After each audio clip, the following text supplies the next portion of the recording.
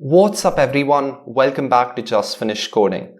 In this video, I'm going to teach you how you can incorporate a jump into your game, whether it's a linear jump or a parabolic jump. Let's get coding. Just finished coding. Before I begin, I want to show you a quick preview of what you will be learning to do in this video.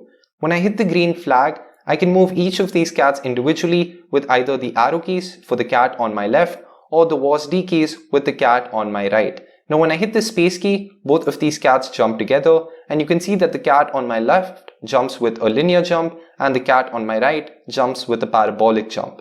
And once again, I can move these cats individually and also jump individually with the help of the particular arrow keys. So when I press the up arrow key, the left cat jumps, and when I press the W key, the right cat jumps. And that's pretty cool, and in your game, you can learn how to incorporate any one of these depending on your requirements. So let's get right into our code.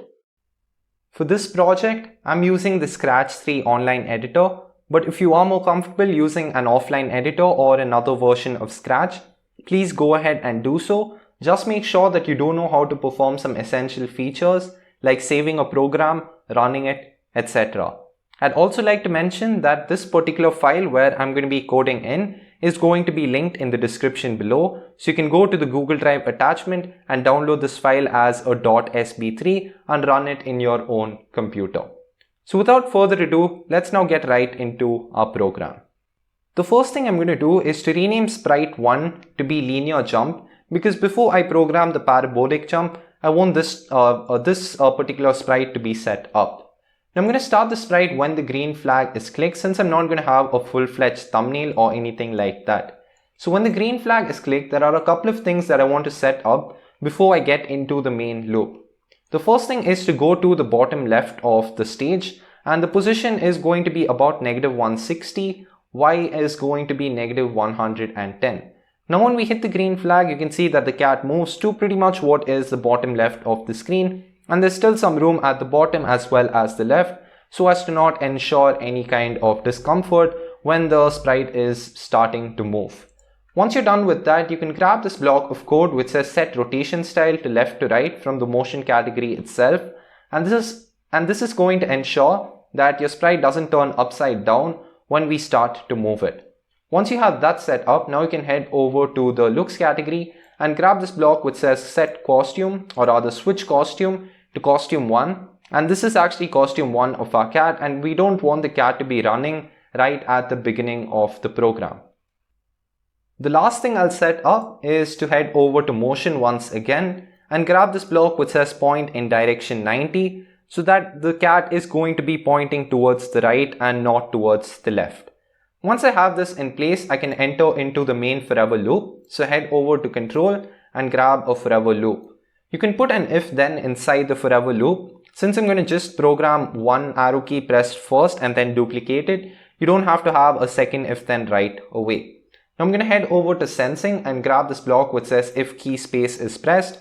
I'm going to change that space key to be right arrow, and here I'm going to program the movement when the right arrow key is pressed. So first I'll be changing the x coordinate of the cat, and to do that, head over to motion and grab this block which says change x by 10. After that, I'm going to switch costumes so that we have a nice animation, and I'll also be doing one thing before I do these two things, and that is to point in direction 90.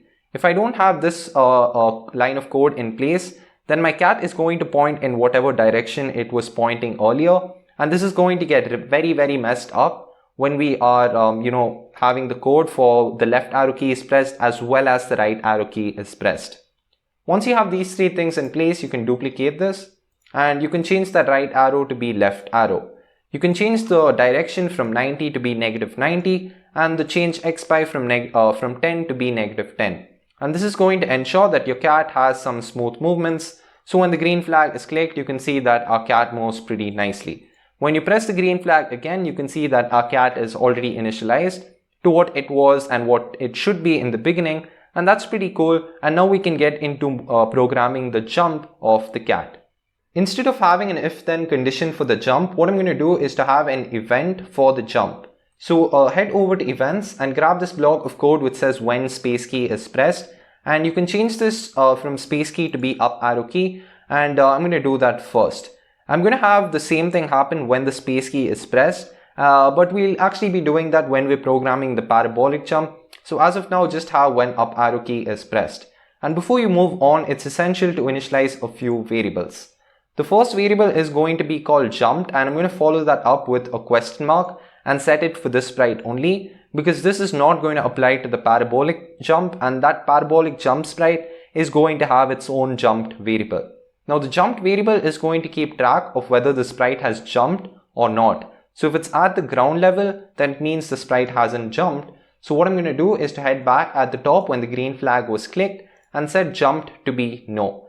Since jumped is going to be a boolean value, I'm going to have just two values set to it, which is either yes or no.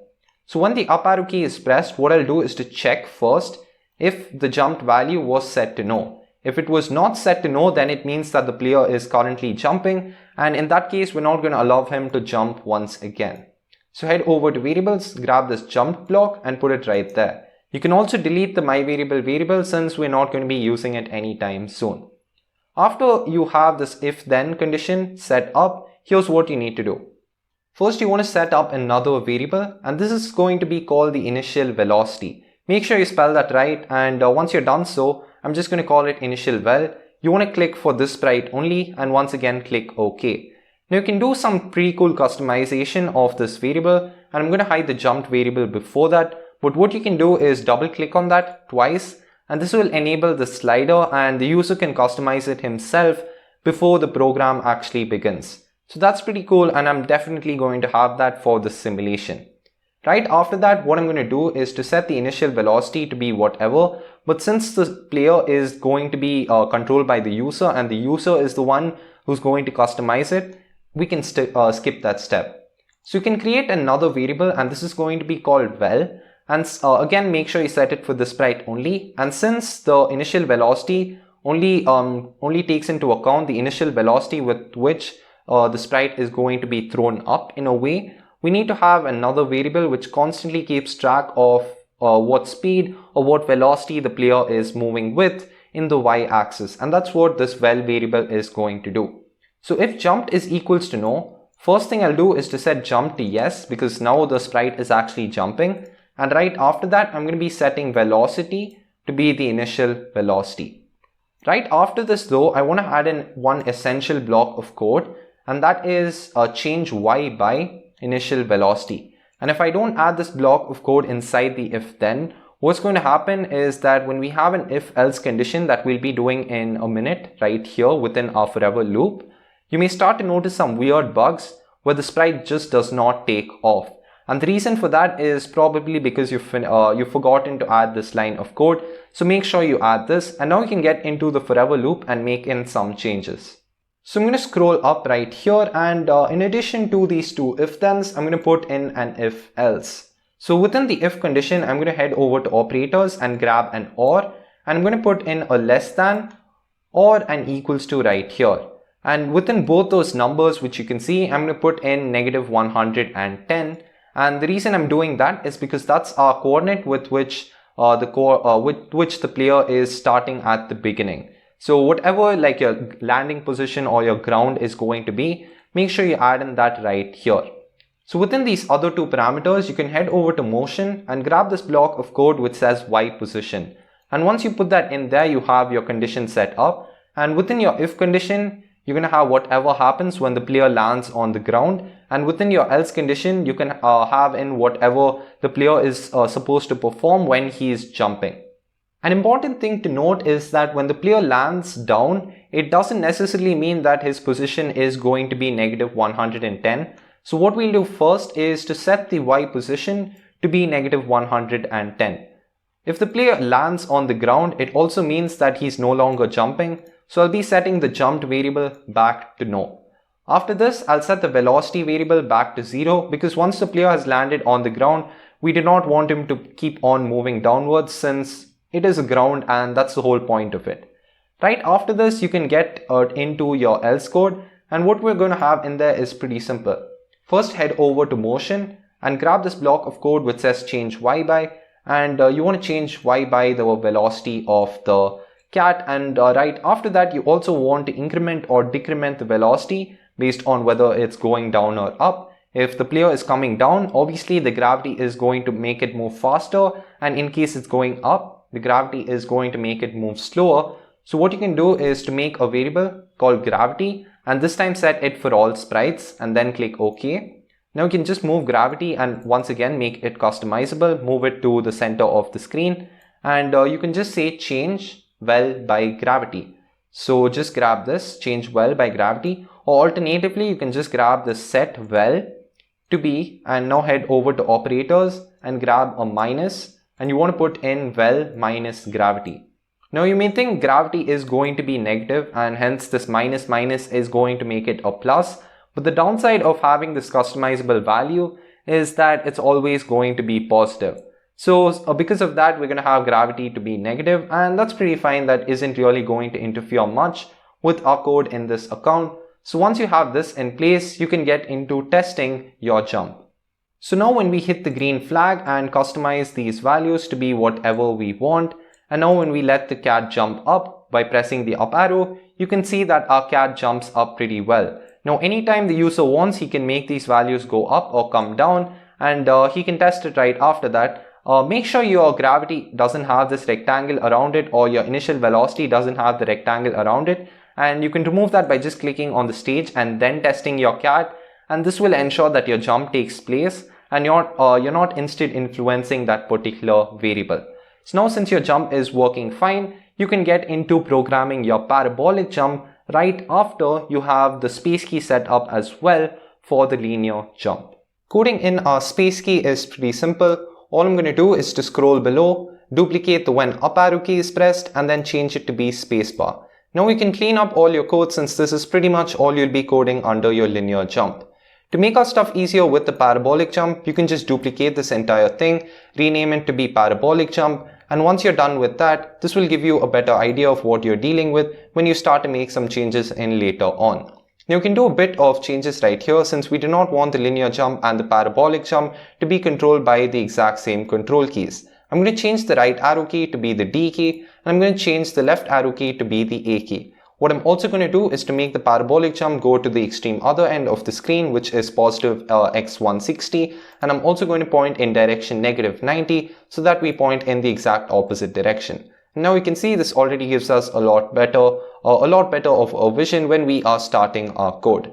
I'm going to head over to the variables of the parabolic sprite and show the initial velocity, and once again, just like the linear jump initial velocity, I'm going to make it customizable. I'm going to drag the gravity variable below and put it right at the middle where it does not obstruct any of the variables. Now once you've customized this pretty well and you're satisfied, now you can get into changing your up arrow key to be the W key, and last but not the least, we need to change our motion into the parabola, which is pretty much the most important part of this sprite. To do this, head over to where you had all this initial velocity being set up, both when the W key was pressed and the space key was pressed, and you want to head over to operators, grab a multiplied by symbol, duplicate the initial velocity, and put the initial velocity right here.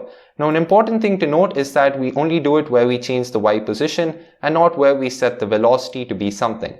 You also want to do the exact same thing when the W key is pressed, like I mentioned earlier. So just throw out that initial velocity variable and put the multiplied by or the initial velocity squared operator right there. Now there are still a couple of more changes you need to do, and mainly we want to change Y by the velocity squared and not by the velocity itself. So grab a multiplied by, duplicate the velocity and put it right there. And you want to put that inside the change Y by and not where we set velocity by. Now you can change the velocity by the square of the gravity, and that may give you a better motion, but this is something you have to try out depending on the game you're doing, and realistically speaking, I just prefer to leave it this way, but it's completely up to you, and I'm going to leave you to choose your stake on this one. Once you're done with that and you test out your program, you might start to notice that our cat just zooms up and never actually falls back down.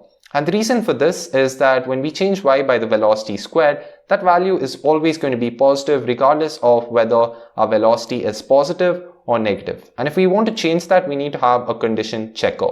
So I'm going to scroll to the right of my code, head over to control and grab an if else. And within the if statement, I'm going to grab a condition checker where I'm going to check if the velocity is less than 0 or not. If the velocity is less than 0, it means that the velocity is negative and I want it to move downwards. So what I'm going to do is to head over to operators, grab a minus, and within my first operator, I'm going to put in a 0. I'm going to duplicate this change y by velocity squared, and what I'm going to do is to just put that in there. So now I made a small or a little bit of a mess. So once I sort this back out, I'm going to move this set velocity to right up, and now I can drag this block of code out once again. Now I'm going to change y by the velocity squared in case the velocity is not 0, and in case it is 0, what I'm going to do is to change y by not velocity times velocity, but 0 minus velocity times velocity, and this will ensure that our block comes down equally fast. I'm going to grab that set velocity to velocity minus gravity, put it right below the if else, and I'm going to put this entire block of code inside the else statement of the main loop. Once you clean up your code, you should have a pretty neat looking code. And now when we test it out, when we press the W key, you can see that we move up really fast and come down really slow, especially when we press the space bar. Now you can make a fair comparison by decreasing the parabolic's jump initial velocity. And now when you test it out, you can see that it's still pretty intense where our cat moves up really fast, but it's a lot more comparable. And now you can really make a personal choice between which jump you really want to use.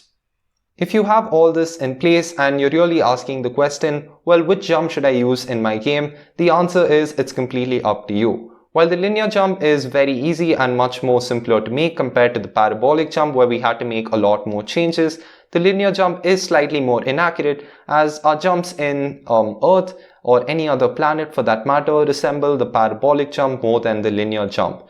But realistically speaking, in a game, it really doesn't matter as much, and you might have to go with your personal preference anyway. If you're just making a simple game, I really would encourage you to go with the linear jump as that's going to require a lot less code compared to the parabolic jump. But in case you're making a lot more complicated stuff like a really complicated game with multi-levels which is suited to make the gaming world feel at peace, well, in that case, you might want to go with a parabolic jump since that is more accurate, but you obviously have to tweak the gravity and the initial velocity to be something that's pretty perfect. So that's my recommendation, and I do hope that this helps you make a better decision with your game. And that's it we'll be doing in this video. If you enjoyed this video, please make sure you click on the playlist on your screen right now, and that'll take you to a brand new simulation-oriented series. Thank you so much for watching, and I'll see you next time.